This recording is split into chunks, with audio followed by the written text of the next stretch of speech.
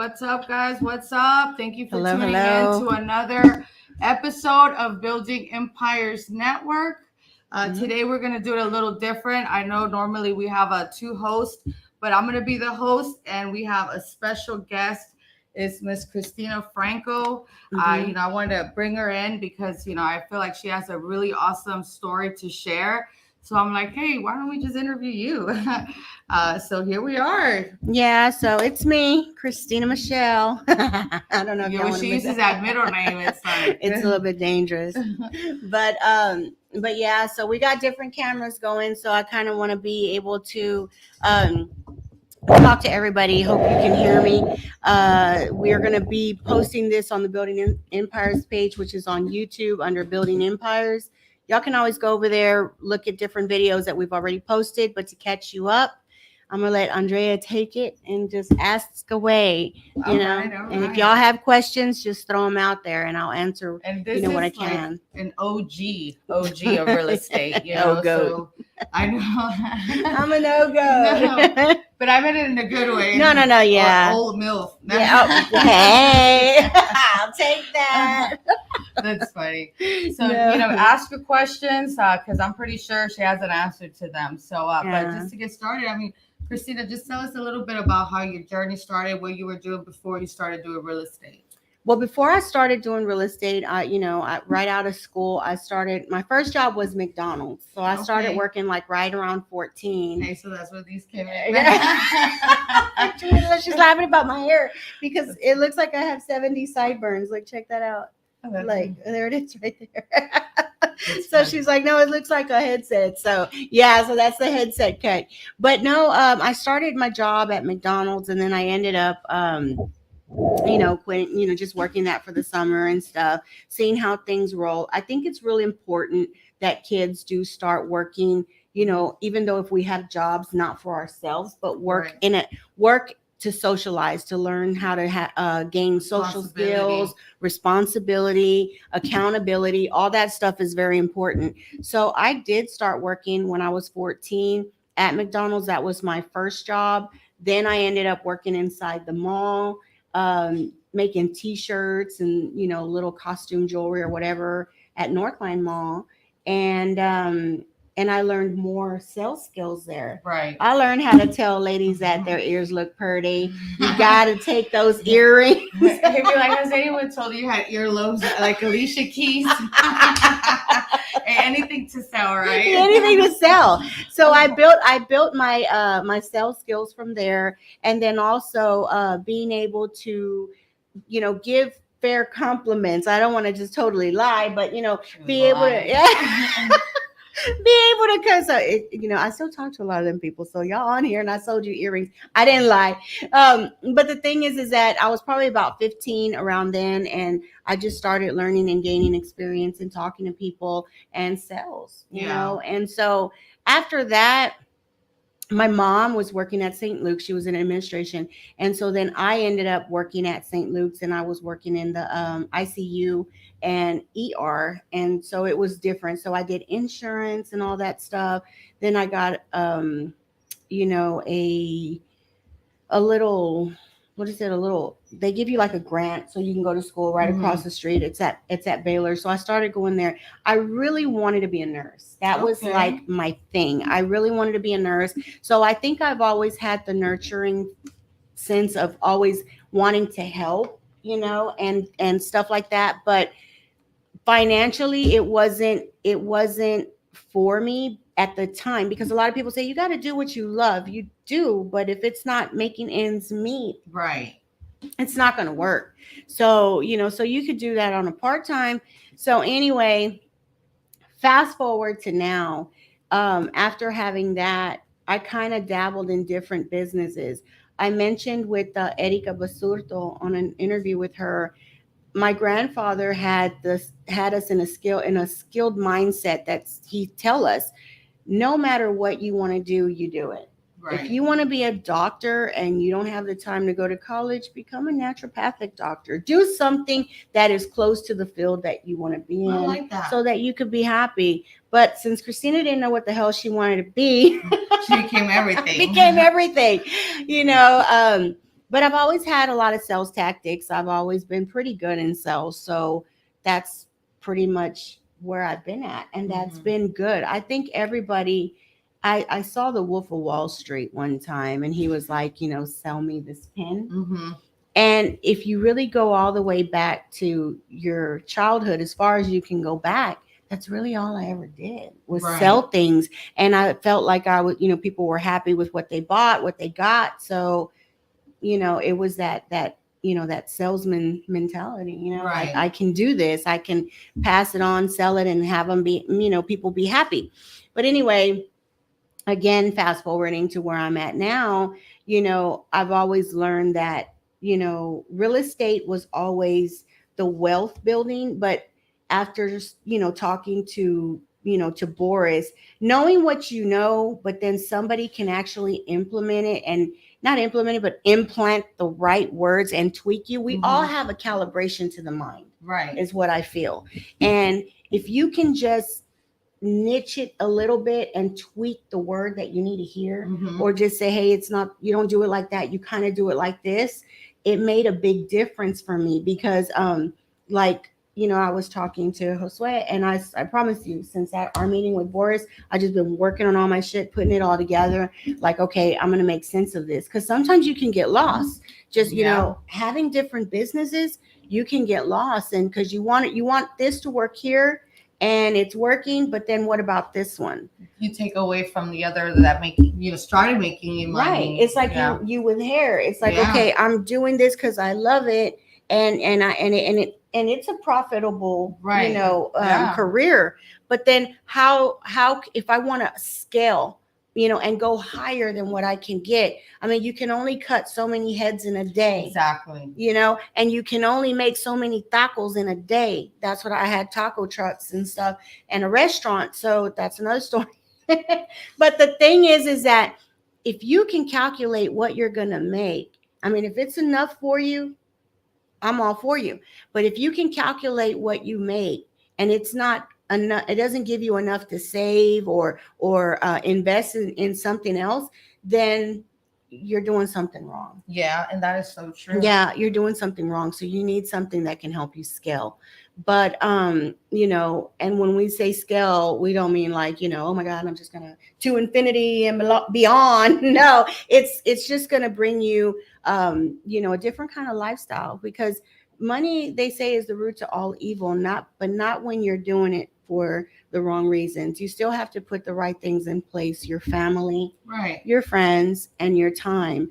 You can't sleep with money on your mind, because you will go crazy. Because I've had many sleepless nights thinking about, what am I going to do next on this business or that business? You don't sleep. Yeah. You don't sleep. So it's kind of crazy, but that's how I started. So I think the root of everything I ever did was sales. Yeah. Yeah. And it's funny you mentioned that, because that's kind of how, whenever it was me, same thing, I started doing hair, but obviously selling myself to do hair. And so, yeah, I mean, I feel like a lot of people, whenever they start with sales, then they just become like, everything is a sell, so. And it makes it easier when you know your product. And it's not really all the time about your image. Some people get lost in the image, especially in our niche now in real estate. They think, oh, I'm selling houses. I'm selling houses. No, I'm selling houses. I need a Mercedes. No, I'm selling houses. I need the Gucci purse. No, you want the Gucci. I'd rather have a Walmart bag with a credit card or a card, my bank card, that's got, that looks heavier than the purse. You know what I'm saying? So that's one thing. But you just have to know when the time is right. And what's funny is I've learned, when I was on my brokest days, I probably was the most flashiest person in the world. I think it happens like that. Yeah, I had a point to prove. Yeah. Maybe you can take it like I was manifesting it, but then once I kind of got there, I didn't care no more. Yeah. And then there's a downfall to that too, because you could lose yourself. You get all into your business, and I had gotten super fat, like I got obese or overweight or whatever. And then you're carrying all that, that excess. Then you're like, you look in the mirror and you're like, shit, I want to kind of look different, but you got to do what? You got to eat right, go to the gym or whatever. And 9 times out of 10, we always have what? Lunch meetings. So I was a walking pork chop and steak. Walking pork chop. So it was like, I was a walking number 2.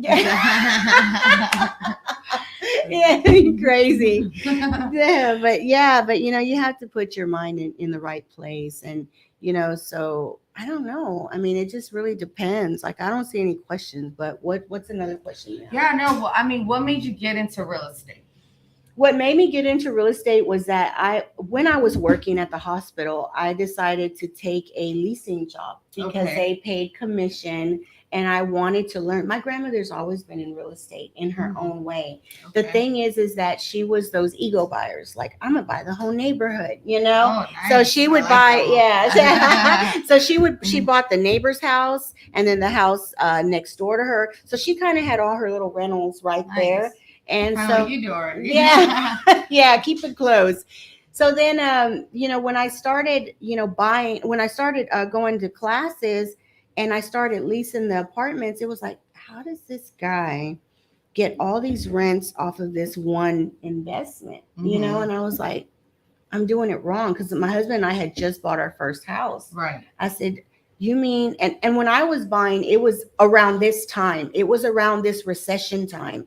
Don't be afraid of the recession. There's going to be a lot of owner finance. There's going to be a lot of subject twos. Yeah. There's going to be a lot of everything out there. And so when I started buying, it was in this time, and it was okay. Somebody asked me a question now. So it was in this time, and it's okay. And I didn't know what the time was. I didn't know about recession. I didn't know nothing. I just had a kid. So it was like, all right. So I started looking for properties, bought an old program from the Fogey years, which was Carlton Sheets, Oh my God, and I know. actually it was Carlton Sheets and Robert Allen at that time. And I just got to meet Robert Allen in person with Ricardo Rosales. So he was in my COD. Nobody does COD anymore either. Like, if you find a COD, he's an old school guy. But so I bought their program. I started learning, and then I started putting his what do you call it, his program into place, looking for properties. We were still driving for dollars. The thing is that everything is the same. They just call it different. Before it was net listing, now they call it novation. Okay. I still do net listing. Yeah, Well, I still you call them net listing, or you call them novation? Net listing. Net listing, because it's net listing. Net listing is when you find a property and you don't want to wholesale it because you don't want to leave money on the table. So what you do is you sell it for more, but you list it with the realtor as the seller with the seller's permission. So when you're doing that, we called it net listing. When everybody was telling me novation, I was like, I gotta know what novation I think the is. difference with novation, the only difference is that you have the seller give you, the power of attorney. With net listing, you don't need, you just have to get permission. Yeah, to list, just permission. To do it, and that's it. Yeah. But I don't go in there and do repairs. Yeah. I know novation, sometimes they go in there and do repairs. Yeah. I don't. I just clean it up and just put it on the market. For me, it has to make sense too. Because the net listings I go after is the ones that, and we're actually doing 2 right now, Billy and I.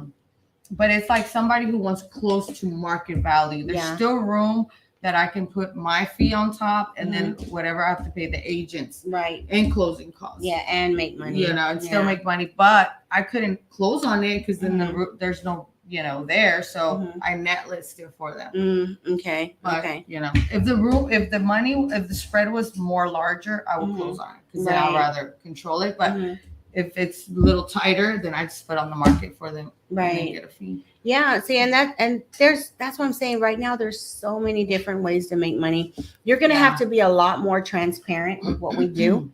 You'll have to be a lot more transparent with the owners, because before this recession started, everybody realized that their neighbor was selling their house much higher. Right. So everybody is expecting that much higher price. So you have to tell them, look, does it make sense for me? I mean, if you put it out there, you're going to have to pay this, and this.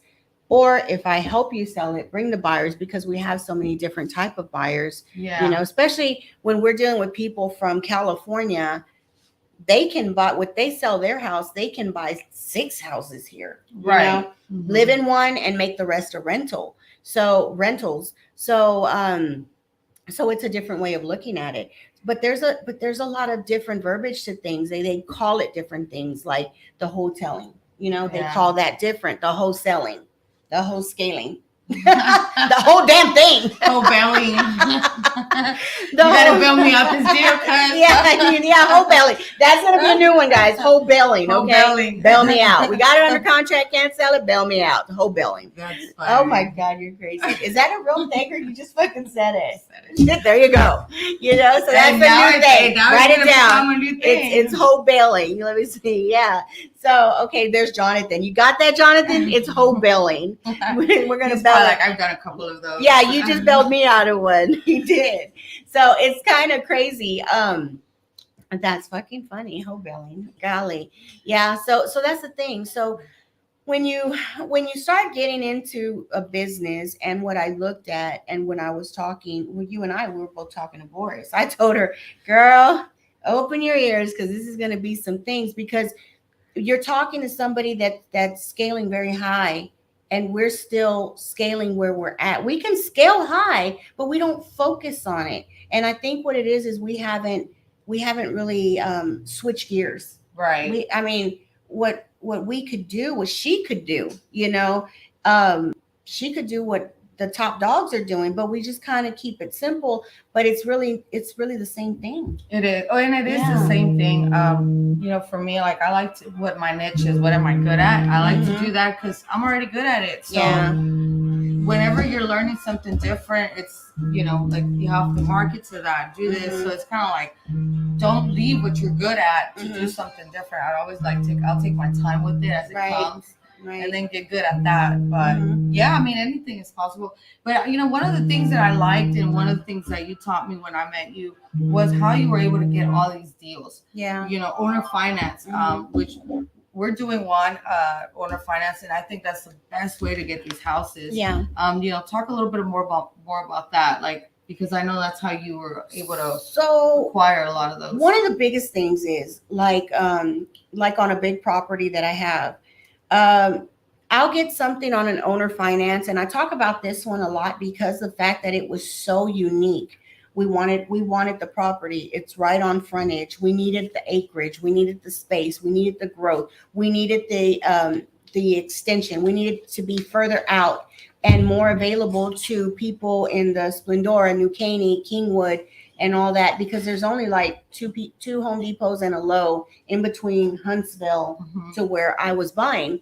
So I was like, you know what, this makes sense. And usually I go in balls to the wall. I mean, I just buy right next door to Home Depots. But, with the way the market is, everything's freaking high. So we ended up getting this property, and, the guy, he wanted 4.4 million. There is no way I was going to come up with that amount of money. So we ended up talking it all the way down until we got it on a lease option. I asked him, you want to owner finance? Why you waste my time? Okay, no owner finance. How about a lease with the option to buy? You still get your 4.4 million, but you're leasing it to me. Because he goes, lease option? What is that? And you'd be so surprised how they haven't heard of it. So then I explained it to him, and he went for that option. Then he was like, well, I need 15,000 to 10,000 on rent. And I was like, on the lease. And I was like, about that. We didn't have that either. I said, their end goal is to get the price they're asking for without anyone haggling them. So my thing is to get it at the price that he's at with no points. So points on 4.4 million at 20%, you're looking over $1 million. Let me fix this. You're looking at over $1 million just to make the deal happen. But instead, I told him, why don't I do the lease option? Because with the lease option, you don't have to put that big down payment. You don't. So if you put 1 month, 1 or 2 months, and you triple net or whatever, that's fine. But to put down $1 million, let me tell you what I used that $1 million for. I used it for the concrete, to improve the building, to add ACs, to bring material, to do all those things with that $1 million. That's my stuff. And then the business was going. What do you get when you do that? And what was the end goal of it? That he gave me a 3-year lease with the option. I used those 3 years to create a business. I can't go to the bank and say, here goes this pen. It don't have no ink, but it's a pen. What's going to happen? They're going to be, well, that pen has no value, no occupancy, no anything.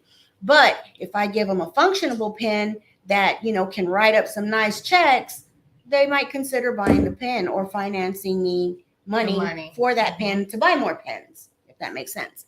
So what happened was we went out there, now the property was not only worth 4.4, now it's pretty much tripled to 12.5, because now it has everything that it's need. It's operating, it's bringing money in, it's doing a lot of things that it needed to do. So the difference in retail over properties is, with the retail part, you're able to get money on your real estate.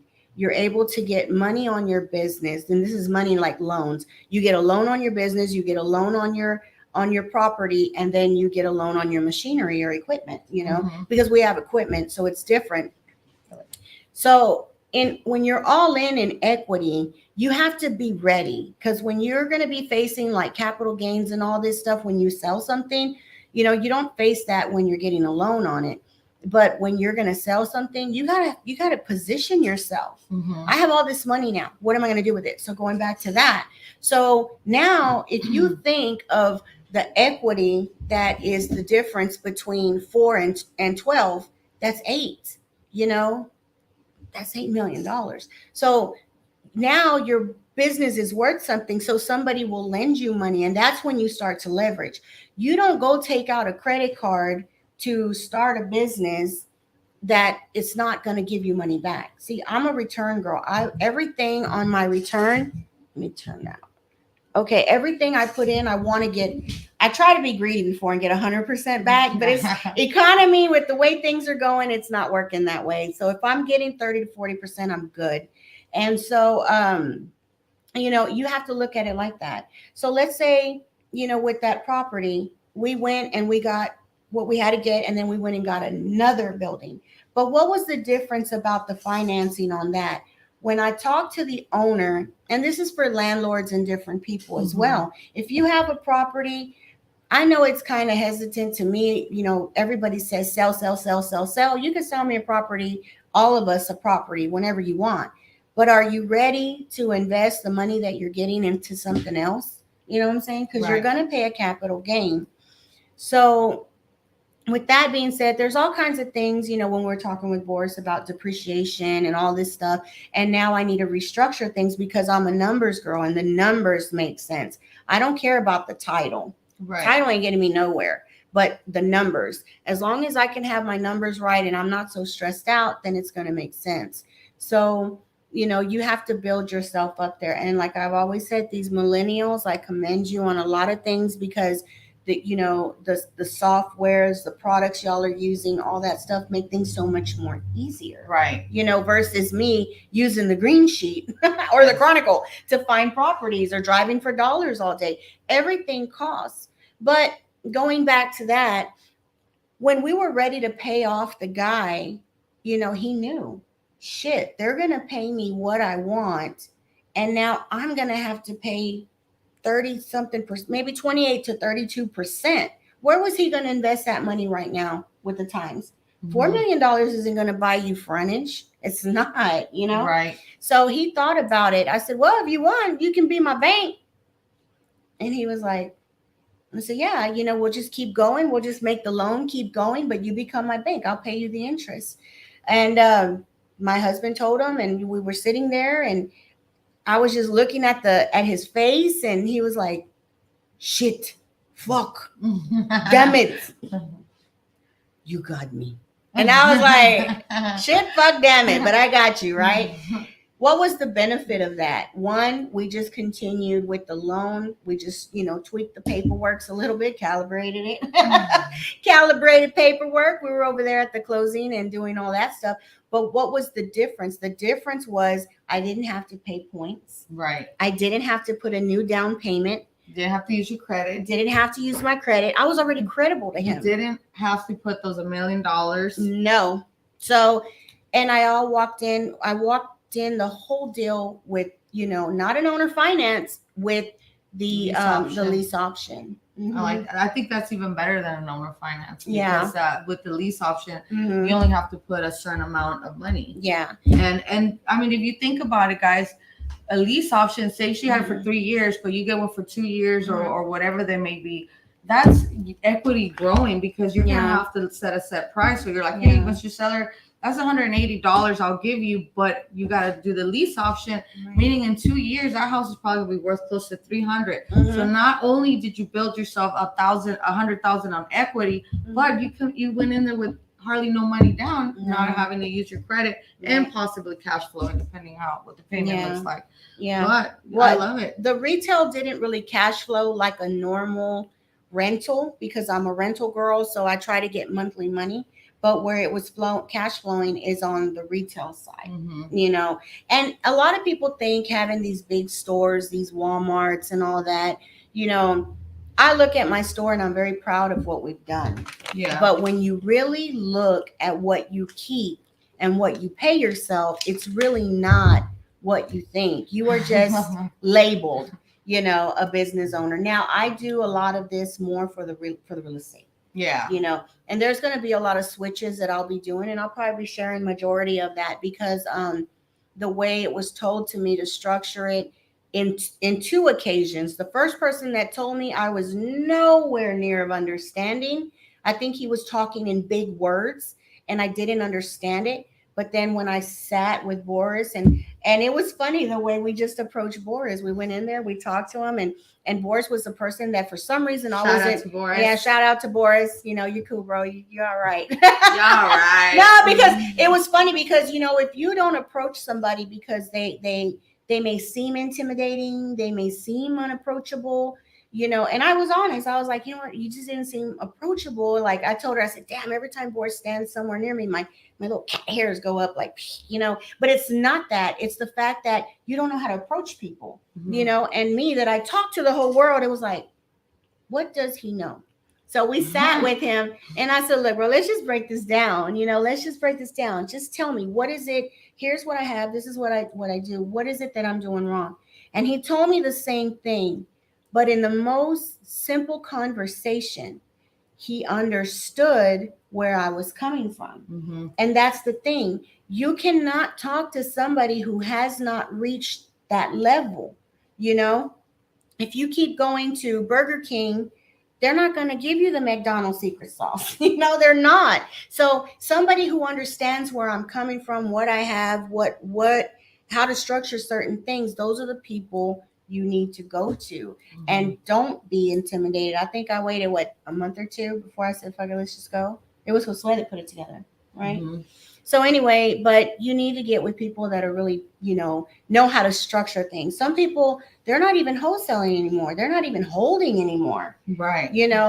So, with what was shared to me in the information made so much sense that the whole weekend I went home and I was just like jotting everything down and I was looking at it. And when you really put it on paper doesn't lie. Numbers don't lie. Numbers don't lie. You get in and people look at Excel sheets and all this stuff. I will tell you something, that I keep everything in my little my handy dandy notebook, because I see it. It's like I open it and I remember what I was talking to somebody about, but I can't open my computer because you have to go into a certain file. Right. And when you open up a tablet one day and you see what you were writing and you highlighted and all that stuff, you go back. Because you could forget something that was really on your mind and you thought about and you didn't implement it because you really forgot. And you didn't purposely forget. It's just that we're so used to storing things and we store everything in a computer, right? And so it's not a bad thing. It's so much more easier on the mind, but you can forget. So, and how did you get started with your Martin's hardware store? How did that come Martin about? Hardware came out real crazy. At that time, it was in 2007. I had a 2006. I had a restaurant, and it was right there on Fulton, and the train was already coming through. Mm-hmm. So I was still doing pretty good because I always had friends that would go there, eat breakfast every morning. They had like this workman thing where they would take all the temporary workers, Mm-hmm. but he would take them to eat breakfast first. Right. And so, I closed it around 3, and I just kind of just depended on that. You know what I'm saying? So it was like, that's it. And then I'll leave when they leave. But because it was a big chunk. First thing in the morning, you can go. That's great. I didn't have to sit there 8 hours. I'm done. So it was like, it was enough for me. So then one day it was my boys, they started washing cars outside. Mhm. And I was like, holy shit. They were making money, but it was like, my kids are burnt. Yeah. My kids are freaking tired. Right. And then the little bit of money they had, a little relative came by, saw their little piggy bank money, and took it. Dang. And Okay. I was like, okay, so, and it wasn't one occasion, it was two. So A one was relative? a friend, and then a relative. So everybody accusing everybody. I was like, look, y'all need to do something that y'all don't have to have penny bank money. You Right. know? Having money under your mattress, anybody can get it. Right. The rat could eat it. I mean, anybody. Ratatouille. The tooth fairy Yeah, can get it. the tooth fairy can get it. Hey, puts 20, takes 40. Yeah. So anyway, however that happened, that was the story there. But I saw how my kids felt. They felt real down, like we worked so hard for this. Right. So it was like, you know what? Mm-mm. So we would always go to this hardware store, and I knew the lady from the hardware store, not knowing that I was ever going to buy anything from her, because I used to work at those apartments that I was saying, that I mentioned, that today, now they're my apartments. The owner found out that I wasn't just working at the store, that I owned the store, and then he ended up selling it to us, and now we own them. But the thing is that, I would always, call the lady for material. They didn't have building material back then. It was straight plumbing and just like general little like swap shop stuff. It was real old, but the people knew what they were doing. Right. They were known for nuts, bolts, screws, and plumbing parts. That's it. So when we bought that store, we started reaching out, and that's where, I started reaching out to like the Black and Deckers to get the water heaters, more bigger plumbing things. Mhm. And then I said, okay, so if this could be done, we started reaching out to roofing companies, like Right. the big ones, the manufacturers, and it was hard because those people there, to keep the prices right for the stores, they don't want to sell to little just ho-hum Right. shops, because it's not fair. Just give me one piece of lumber, please. Yeah. So then you go in. So then what we found was a co-op. Okay. But this was after dealing with this lady for so many years. She just loved my husband. I think he's the reason why she really sold it to us. That's funny. She was a little, Vietnamese Somebody has lady. to take one for the team. Yeah, he had to. She was a little Vietnamese lady, and she said my husband was her little sumo. Yeah, that was his sumo. He was her sumo. Yeah, but she liked me. But anyway, so she really saw that my kids were always working with me and everything, and she never had kids. So this is where I tell people, some people, they just really want to sell you their legacy. Nice. They want to know that when you're dealing with a business person, that, this is a quick, let's go back. Squirt. Anyway, so when you send your kids to college, you send them to college to do what? Not cut hair, not be in the retail. We send them to do what their dreams are. So we're over here building hardware stores and all this other stuff. My kids aren't really like, one of them are like, damn. Yeah, like they didn't even ask us. Yeah. So they kind of just fell into it. And the real estate, good fields. Good fields, but what did they really want to do? And so some kids, they go to college, you teach them, hey, I don't want you to be, working hard and all this stuff. And, like if your parents had a landscape company, me, no, I could barely handle walking to my car. It's hot, with the way the ozone's changing, shit, it's hot. So, so all that stuff. So then you don't really want to do those things. So what do? You look to do something different. And once these kids grow up and get out of college, they're not going to go back to mama's house. No, they're not. They're not. They've already scaled up. They're not going to come down. So then you wonder why we're getting some of these houses under probate so cheap, because they didn't work the land. You know, they didn't invest. It wasn't their time. They don't know the days of 12 cents per hour. I found my uncle's check because I bought his house, and he worked for the railroad making 24 cents an hour. Oh, wow. Yeah, his check was $89. And that was overtime. That ain't even gas money these No, days. girl, that's nothing. So when you see stuff and when you buy houses and you see those things, it just blows your mind when you see like old articles and stuff, because you don't really appreciate it unless you've lived it, you know? And I've seen a lot of shit. But going back, you know, to the Martin's Hardware, it just kind of birthed itself. Right. Because of the things that you needed. You're like, hey, I might as well just. She offered it to my husband. So he was like, hey, do you think it's a good idea? And I was like, man, like, I don't think so. What else did she offer? I love you a long time. Whatever. You can have my empire and a happy ending. Stupid. I see you, Mr. Franco. I see you. He went and worked that jelly. But the truth is that, you know. We know how Martin's Hardware birthed. Yeah, how it birthed.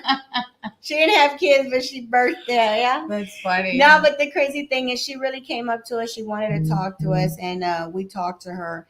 And she offered us, you know, the location. Somebody said Building Empires Network. Oh, that was Jesus.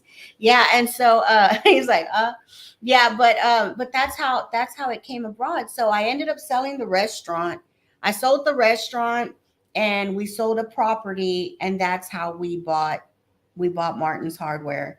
And she owner financed it. Nice. There you go again. I think we bought it shy under $475 with the land and the business. So this was in 2007, even if it was that.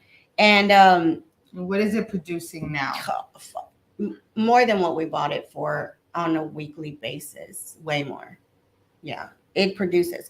But you always have to remember, okay, when people throw out big numbers at me, I make $1 million a week. I can. She's like, I make that enough a week. Yeah. But you want to really look at me, okay? If anybody wants to kidnap me, you got to call Uncle Sam. He's got all my money. Y'all make sure I'm not there, though.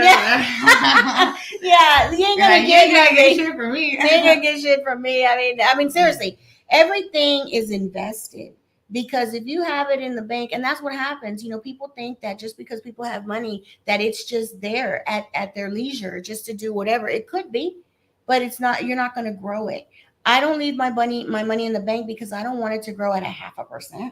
Right. You know, so we do bigger things. You know, you invest it. Sometimes it'll be a good deal, sometimes a bad deal, but I'd rather it be getting something than nothing.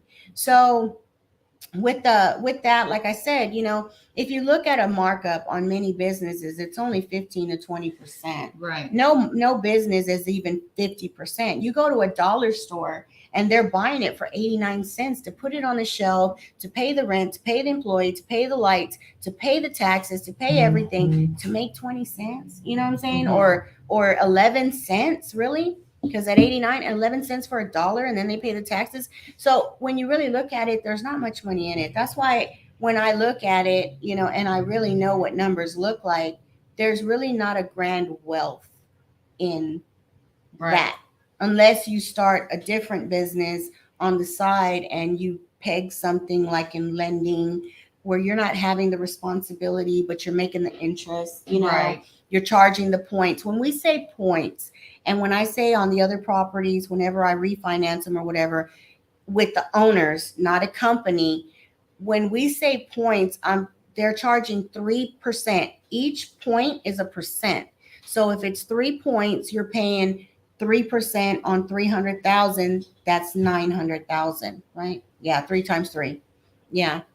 Did I do it right? Yeah. So it's 9,000. So just for somebody to do that deal and the paperwork for you, it's going to be 9,000. And that's not including the interest. That's not including the interest. This is just to get in. This is just to get in. And that's only the points. That's not your insurance. That's not your title policy. That's not the transfer fees. If you have a franchise, you have to pay those. So it's a lot of things like that. So when you get into retail and just retail and sales, that's what happens. Now with real estate, we have a luxury that when we sell something, we reinvest what we profited, and you don't pay a tax on that. They just want to see that you're continually growing. Right. You're working the money in the system. Right. Then they'll be like, all right, you're growing. But then you need to know, one, how to structure yourself. We were structuring ourselves in DBAs. We didn't know. And it was so wrong. So then we're like, okay, we're LLC. No, you had to go to S Corp. And so now that, you've got corporations, it's different. The taxes are different. It seems higher, but your write-offs are higher. A lot of people are like, no, I don't want to do an LLC because I'm going to pay a higher tax. But you get to write so many different things off. Right. But you need to know when it's going to make sense. And that's like a whole nother conversation. But all those fees is what you save, the 3 points, the origination, the all that stuff you get to save when you own or finance. You're always going to pay a closing cost if you want insurance on your title. A lot of people are like, you don't need to go to a title company. You don't have to, but if I can get a coupon back if somebody screwed me over, I'm going to go for it. I'm going to go for it. I made that mistake once. And but that's how Martin's came. That's how Martin's came along, with that, with her coming at us. And so we were able to get the real estate with the business functioning. If I buy businesses, I like to make sure, to me, it's golden when it has a business. Right. Because you do have people out there looking for the golden opportunity. So structuring it in a way where you sell the business that's there, but you're leasing the building, you keep the real estate. Yeah. And then that person pays off that real estate, and it's just another one in the bucket for you, another one on your profile. So I know I talk in riddles because I go everywhere, but it's just the experience has just drove me to the wall. And what made you get now? What do you have now? Like 7 stores? 7 stores? Yeah, we have 7 locations, and each location, I think 3 of them we've exercised for. The 249 was an owner finance. The Jensen was an owner finance. The one over by Splendora, New Caney, that was a owner finance because it went from lease option to owner finance. And then I have another lease option that I'm working on that will probably either go to an owner finance. So how many is that? 1, 2, 3, that 4, was 4, 5. And then I have the distribution. And then I have the other one. Well, I mean, she didn't say I have this one. I have that one. No. So no, we but we did that one. Yeah, but we did that one owner finance too. And actually, we paid some of them off because we paid bigger payments. Why not pay bigger payments if it's going straight to the principal? You add that to the principal, in other words, and it goes down faster. So, like me, on a lot of things that I buy, if I'm paying an 8%. I'll send, a double payment to the principal to bring it down.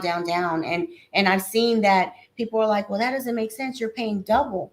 Yeah, but the interest, it's the principal that comes down. Well. You have to. Our house, we pay like double principal. Like I make an extra 3 payments a year. So that way the principal will come down. Yeah. Because it goes straight to the principal, not the interest. Yeah. Another trick for people that, a lot of credit, a lot of people think they can't do things because they're credit.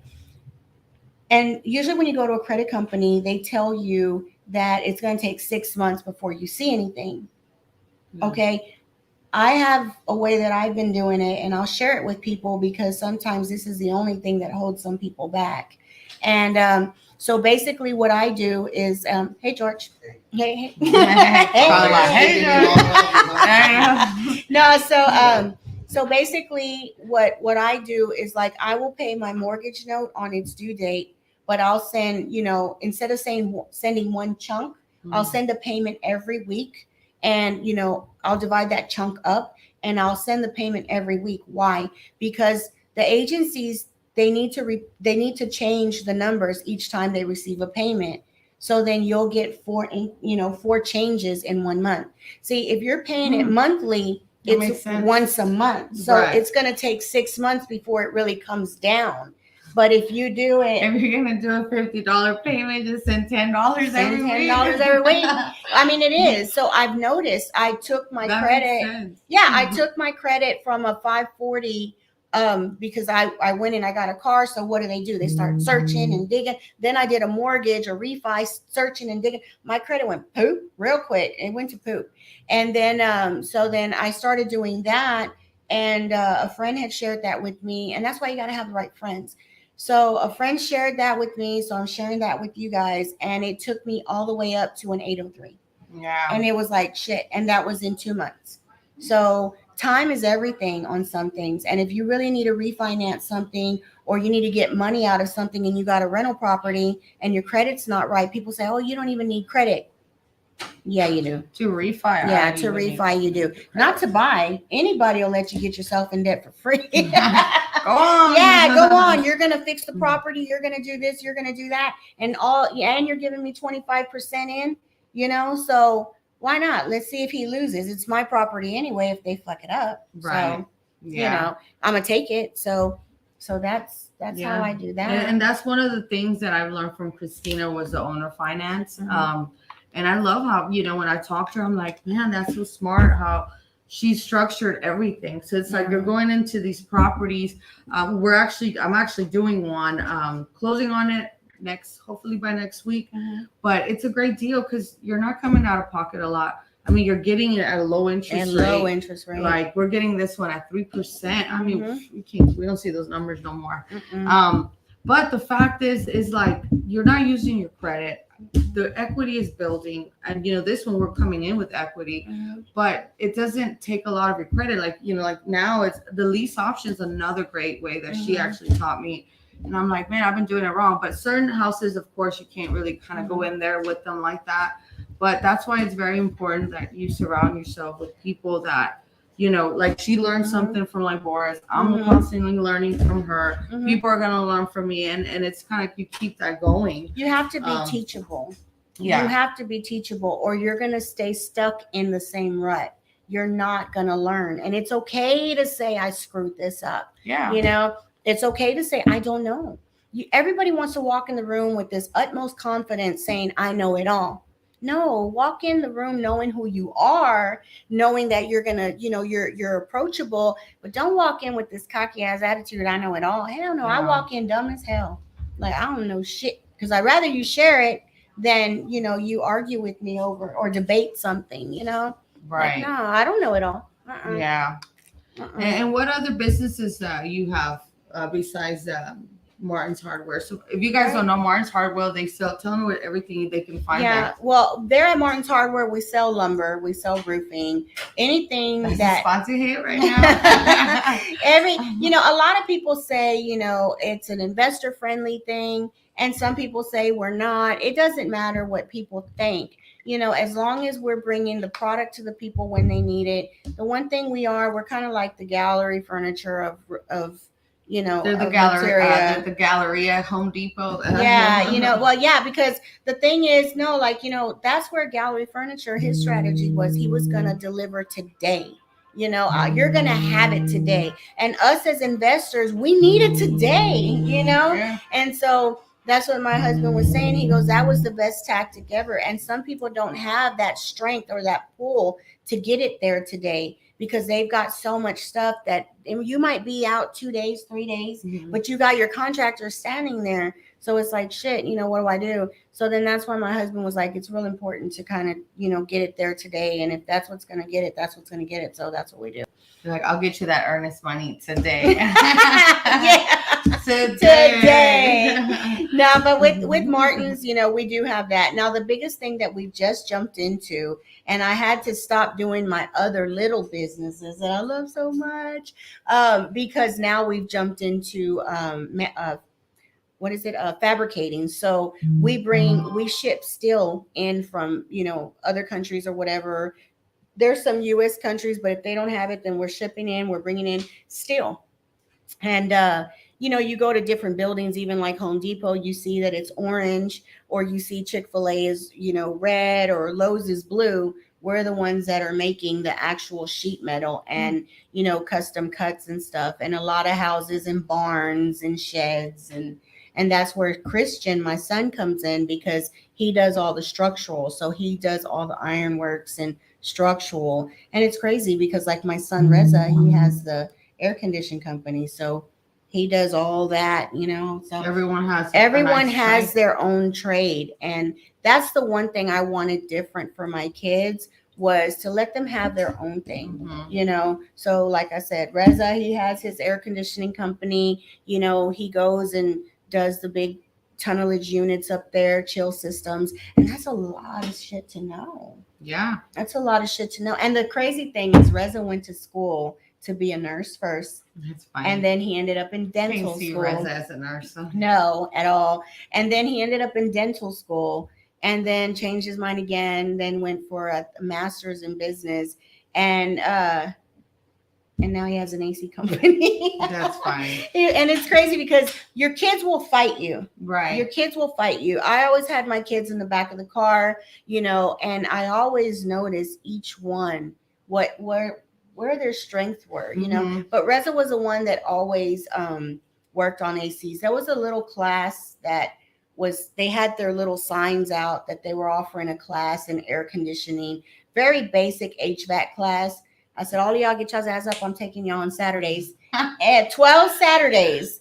12 Saturdays they went, but they know. You know what I'm saying? They know. And so, you know, it worked. And then look what he ended up doing.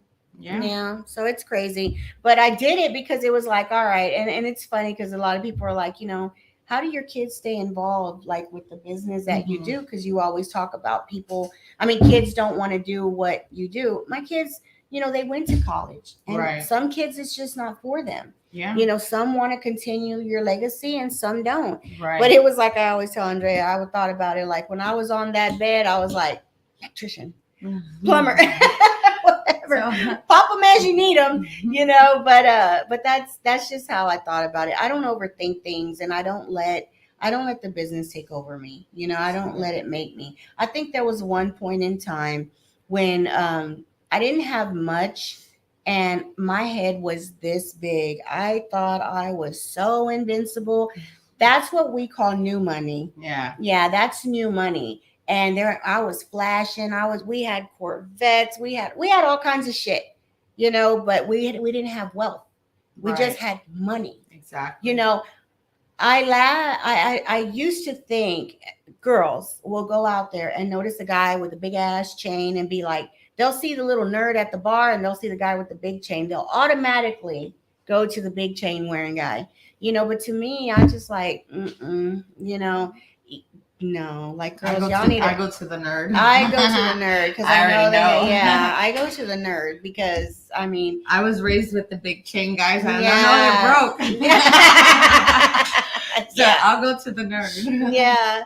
But it's crazy, you know, because you go through all kinds of things. And I know, like, when we bring people here, we want to hear their stories and we want to know because, you know, we're not the only ones out there, you know, and to know what we do with the time away from home, our kids, ourselves, you know, you want to know that, am I really doing it right? Am I the only one doing this? Am I crazy? Right. No, we're not. Especially as women, because, you know, you're not just a business owner. You're like, you're a mom, you know, you're a daughter. Like all my kids, they're always counting on me to be wherever, you know, everything, cook this and whatever it may be, you know. So it's hard to go from one mentality, like, hey, I'm leaving my business now and now I got to go home and deal with that. So your mind is constantly overworked, you know.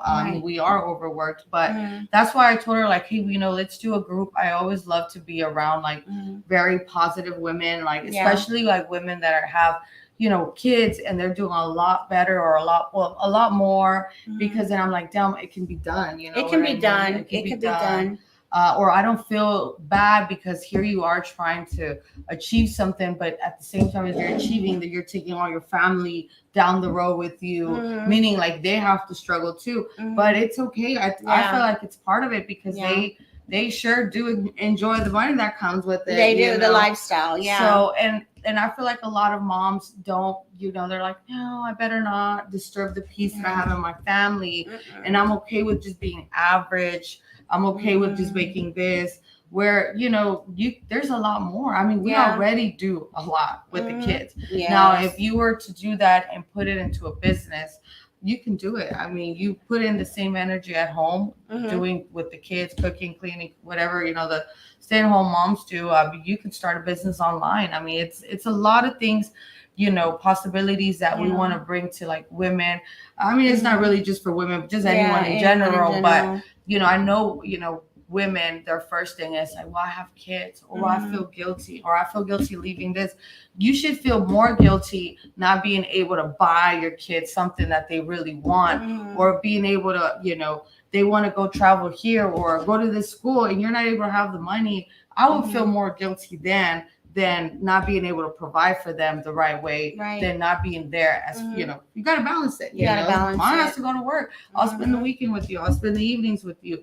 I mean, it's all like we let our minds, and we're okay with that. We're like, well, it feels comfortable to us because we're telling ourselves, no, I shouldn't do it because of this. So now you're at a comfort level that the reason you're not getting it done is because you're being a good mom over here and spending time. Right. So, and us women, I see it all the time. We do that all the time. Yeah. Our excuses are only as valid as we make them. So and that's true. That excuse sounds good to me. So I'm going to be comfortable. I'm not going to do anything about it.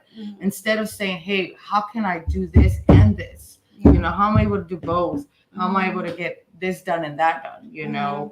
Open your mind. I mean, anything's possible. Right. Wake up earlier, stay up a little later. I mean, you gotta sacrifice. And I feel like, some women don't want to, like, well, not even just women, but just people don't want to sacrifice their sleep. They don't want to sacrifice being uncomfortable. As soon as anything feels uncomfortable, it's like, I'm going back to my comfort zone.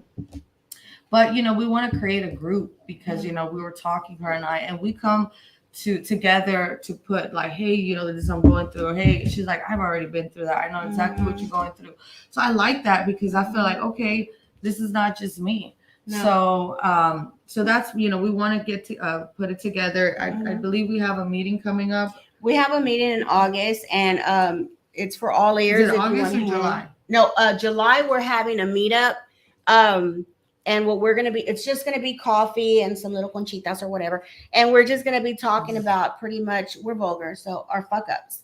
Okay. And I want to hear your fuck up, and I want to hear his fuck up, in whatever business it is, because everybody wants to show what they're doing, but they don't show the mess up. They don't show the losses. Because I'm gonna tell you something, when some of these people show these $40,000-$50,000 checks, they didn't show the contractor that they're gonna have to pay. Right. They don't show the loan, the repairs. They don't show none of that in that check. They just show one big fat ass check and nothing else behind it. And this ain't for me shitting on nobody. This is the truth.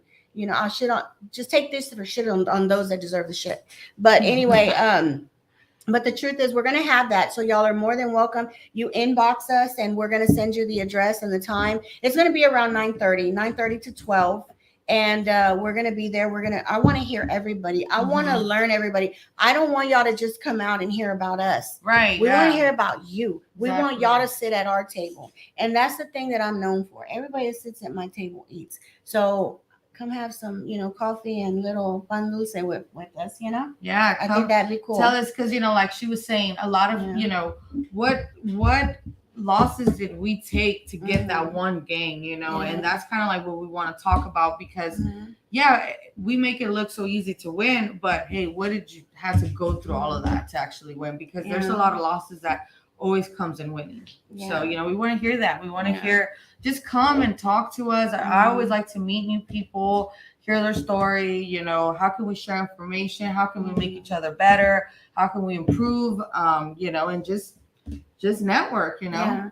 And I will tell you something. Andrea will tell you that I have a very tame personality, or a tame altered ego, we'll say.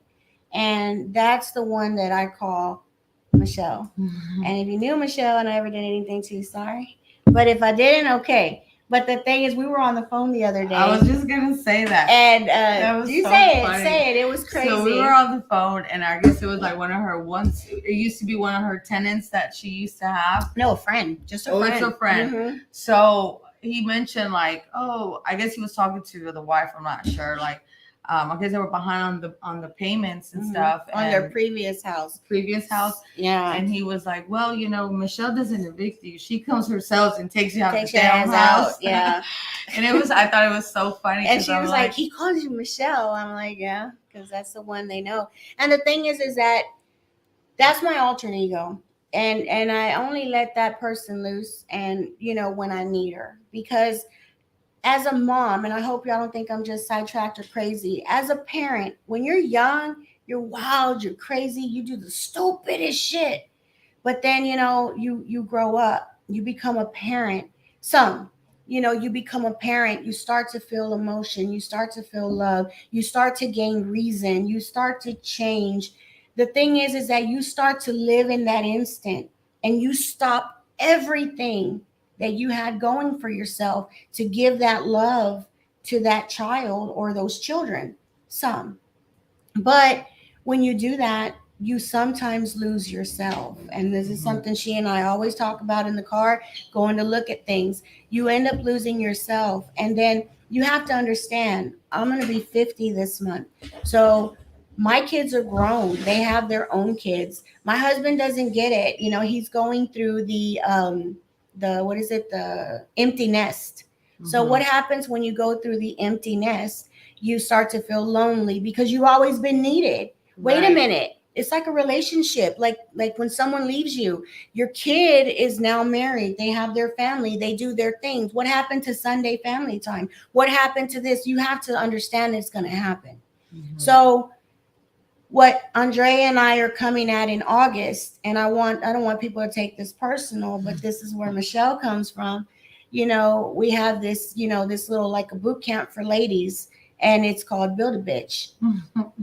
And I'm going to tell you why you have to build a bitch, okay? I'm going to tell you why you have to build a bitch. A bitch isn't just a bitch that's out there hoeing around and all that stuff. No. A bitch is somebody that stands there firm. She's a goddess. She knows what she wants. She's going to have it. She's going to get it. Everything she sets her eyes on, she manifests and she will have. I've been there. I've done that. And what I want women to know is that when, you know, your kids grow, maybe your husband leaves you, it doesn't matter. You got to start to help yourself understand detachment. Mm-hmm. Okay. You know, draw yourself, you know, limits. You know, this is where I'm at. Keep educating yourself, because a lot of women, we stay home as moms. And I'll tell you this as an entrepreneur.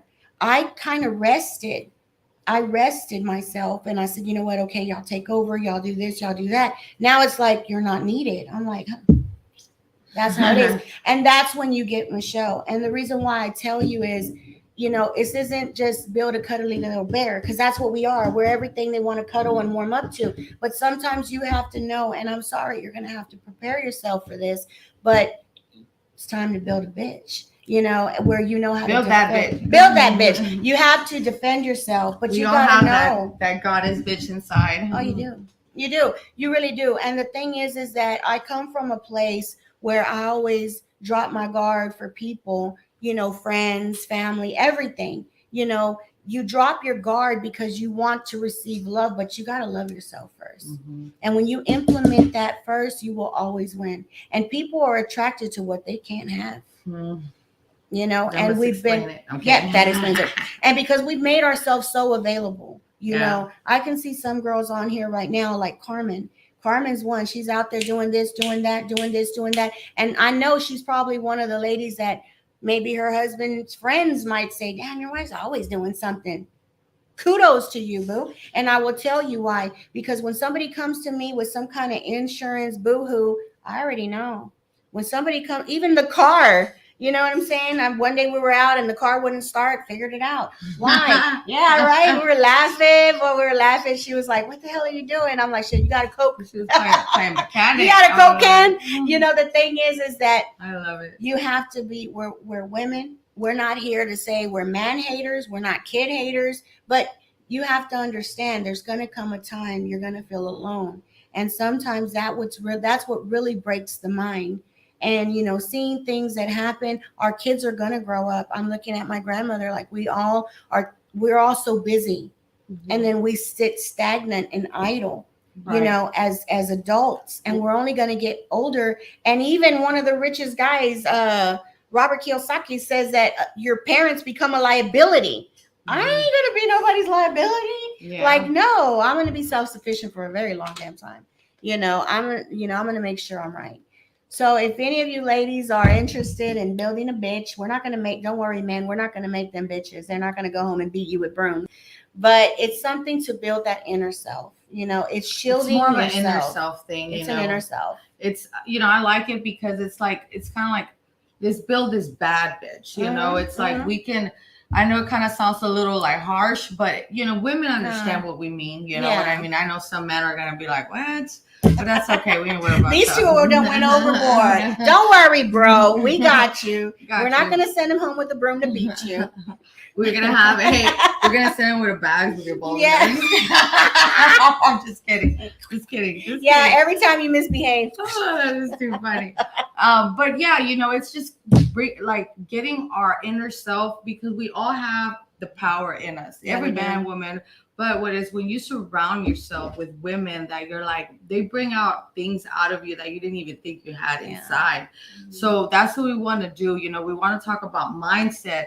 We want to talk about emotions. We want to talk about where your mind should be at, you know, because we're doing so much, and we come, you know, I feel like women come from a very vulnerable place. So it's like, we're like a target, like, oh, you're this, oh, you're that. And they're like, oh man, this is who I am. Like, no, you need to create yourself who you are. So that way you don't have no one labeling you. If things don't go your way, if your son needs you more and the dad ain't there to do it, you got it. Doesn't it feel so much good that you don't have to be like, oh, well, if he gives me the child support this month, I can go out? Or like, really? You're freaking living off child support? Like, come on. Come on. Like, keep your stupid child support, man. That's chump change to me. So we want to do something like that. And of course, now, you know, but just having that ability to say that, it feels it's the best feeling, you know. Nothing not to come off like, oh, you know, you're this, but you start to build somebody like, you can tell you have that confidence in you, you know, get your confidence back, you know, get everything back that, you know, everyone took from you, your kids, husband, everybody. So that's kind of what we want to build. And learn how to create your altered ego. Right. Because, you know, it's always said, and my husband knows, you know, you need to keep Michelle in the cage, because there's times we're gonna have Michelle come out at that boot camp.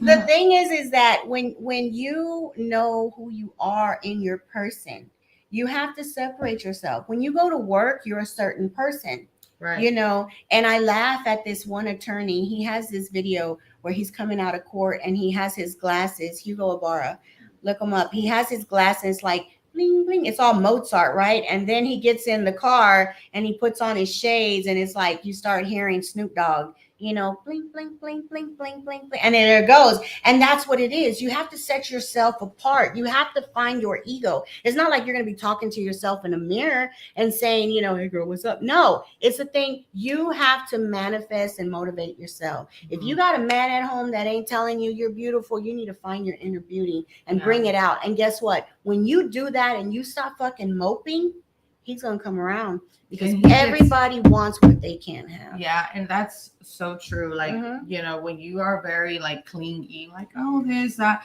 like, it's good to be like, hey, you come to me, you know, but obviously be in the middle. Yeah. But you know what I'm saying? It's, you just become, you vibrate different, you know. It's not more like, now you don't need someone, you want someone. And that's a huge difference, you know. So and we're not saying, you know, you're gonna go out and find a whole nother relationship. I mean, depends on your situation. Hey, I mean, look, who knows what's gonna go down that weekend? Hey, I don't know what's gonna go down that weekend, but it's going down. Something's going down. The thing is that we are trying to build a community of very strong, fierce women.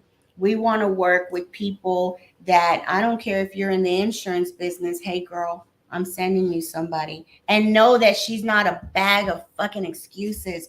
Girl, I've been calling your friend and she don't get back to me. Like, damn, wait. No, that's a wait. or you can call this person, you can call that person, and and there's multiple persons. I mean, and that's where I say, like, a person like Carmen, she's out there, travel, insurance, now real estate. Kudos to you, girl. All Shout out, that Carmen. stuff, yes, all that stuff, because you know what, she's a necessity. She's a necessity. She's that all around necessity. I'm in real estate. Okay. I'm buying property. I'm an investor. I'm selling properties. I'm flipping properties. I got a hardware store. My son's an air conditioning company. My other son does structural and engineering. They build cantilevers. All that thing. You need to surround yourself with what your element is, and create that. I don't fit in 9-inch heels on a pole. That's not my motif. I don't do it. I can't. It's impossible. Now if you do barefoot, maybe. But the thing is that you need to surround yourself with like-minded people. Very like-minded. You have to know, once you learn how to separate yourself, because we lose ourselves in work, in relationship, and in family. You have to have a control. I damn near lost my mind. Girl, at one point, I was bad. That'll be a conversation. But the thing is that we want to just, sit, chill, and we all focus and see where you're at. So that's what our little build a badass bitch is. Build a bitch. Because we're not build a bears, it's build a bitch. It's build a bitch. Build a bitch. And I love it. Yeah. Yeah. So we'll be having more information about that coming up. And we'll start picking up dates, and we'll reach out to you guys. Yeah. And sorry, guys, it was so kind of long, cut short, long, or whatever. I didn't see very many questions. Don't be scared to ask. But the thing is that, I like to share what I know. And like I said, if y'all want, y'all are more than welcome to come out to the meetup on 23rd. It's, it's a free, let's just get together and talk and meet up and meet different people in our atmosphere. We want to meet realtors. We want to meet insurance agents. We want to meet different people, especially people in other areas like, Sugarland and stuff like that. Imagine if you could network with us, or network yourself with our network, and you're in Sugarland and now you're over here. She's in Cypress. I'm in Kemah and Houston. You just opened up an avenue of three areas without even realizing it. Right. So that's why you want to come out. But I hope to see you guys there. Yep. All right, guys. No more questions. Well, if you want to come be a bad bitch like Cristina. No, we need to definitely get together, guys. Come and ask questions. Pick at her brains. She has more to offer, but hey, whatever you guys, I can answer. And we'll see you guys on the next one. Yeah, and don't worry, guys. We'll do Build a Bro later. Bye. Bye.